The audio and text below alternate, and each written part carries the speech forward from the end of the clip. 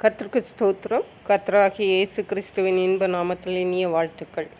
இன்றைய தியானத்திற்காக ஜெபித்த பொழுது தேவன் தந்த வசனம் யோவான் எழுதின சுவிசேஷம் 2ஆம் அதிகாரம் 7ஆம் வசனம்.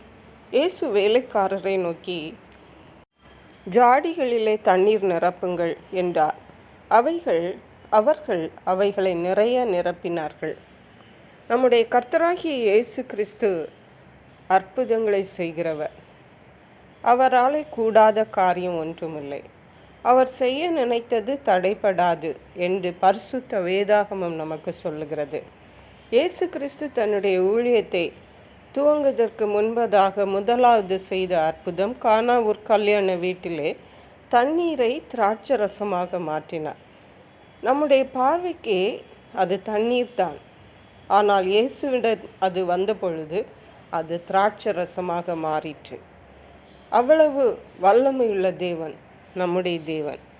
அப்படி அந்த கல்யாண வீட்டில் உள்ள அனைவரையும் தேவன் மகிழ செய்தார். யாத்ராகம புஸ்தகம் 15ஆம் அதிகாரம் 23ஆம் வசனத்திலிருந்து வாசிக்கும் பொழுது, இஸ்ரவேல் ஜனங்கள் மாராவில் வந்தபோது அங்கே உள்ள தண்ணீர் அவர்களுக்கு கசப்பாக இருந்தது. அப்பொழுது தேவன் சொன்னார், அங்கே ஒரு மரத்தை காண்பித்து அதை அந்த தண்ணீரிலே போடுங்கள் என்று போட்டபோது அந்த தண்ணீரை தேவன் அவர்களுக்கு மதுரமாக்கி கொடுத்தார். கசப்பாக இருந்தது, கசப்பு மாறினது மட்டுமல்ல, அது மதுரமாக மாறிற்று. ஹல்லேலூயா.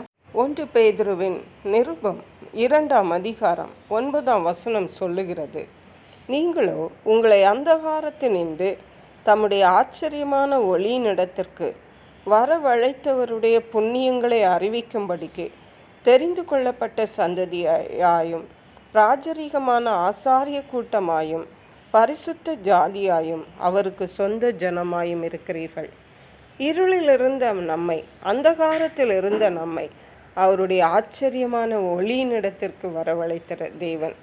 பிரியமான தேவனுடைய பிள்ளைகளே, இன்றைக்கு நம்முடைய வாழ்விலே எது நம்முடைய இருளை அவர் வெளிச்சமாக்குகிற தேவனாயிருக்கிறார்.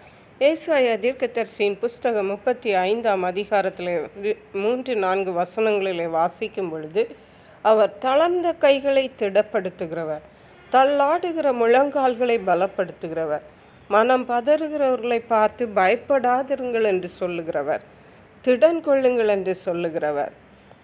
ஹல்லேலூயா.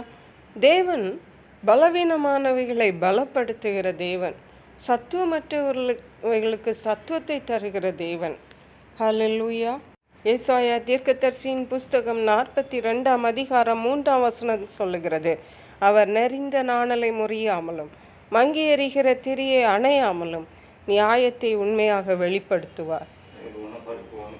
நெறிந்த நாணலை மனுஷர்கள் முறித்து போடுவார்கள், மங்கி எறிகிற திரியை மனுஷர்களாகிய நாம் அணைத்து போடுவோம். ஆனால் தேவன் அப்படி அல்ல. நெறிந்த நாணலை முறிக்கவும் மாட்டார், மங்கி எறிகிற திரியை அணைக்கவும் மாட்டார்.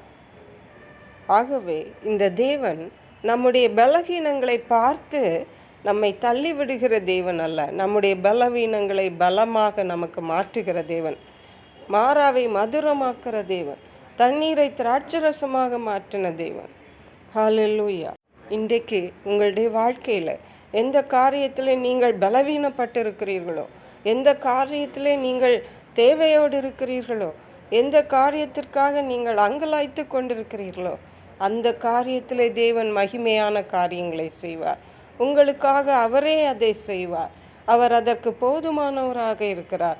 அவர் அதற்கு அது வல்லமையுள்ளவராக இருக்கிறார். கர்த்தரை நம்புவோம், கர்த்தரை பற்றி கொள்ளுவோம். அவருடைய ஆசீர்வாதங்களை நாம் இம்மையிலும் மறுமையிலும் சுதந்திரித்து கொள்ளுவோம். கர்த்தர் தாமே அதற்கேற்ற கிருபைகளை நமக்கு தந்தருளுவாராக. ஜெபிப்போம். எங்களை கிருபையாய் நேசித்து பாதுகாத்து வழி நடத்துகிற எங்கள் அன்பின் தகப்பனை, ஆசீர்வதிக்கப்பட்ட இந்த நல்ல நாளுக்காக நன்றி. இந்த நாளிலும் எங்களுடைய பலகீனங்களை நீர் பலமாய் மாற்றுகிறபடியால் நன்றி. நன்றியோடுமை துதிக்கிறோம். துதி கனம் மகிமை மக்கே செலுத்துகிறோம். மீட்பரு இரட்சகருமாகிய இயேசு கிறிஸ்துவின் இன்ப நாமத்தில் ஜெபிக்கிறோம் எங்கள் அன்புள்ள பரமபிதாவே. ஆமேன். God bless you.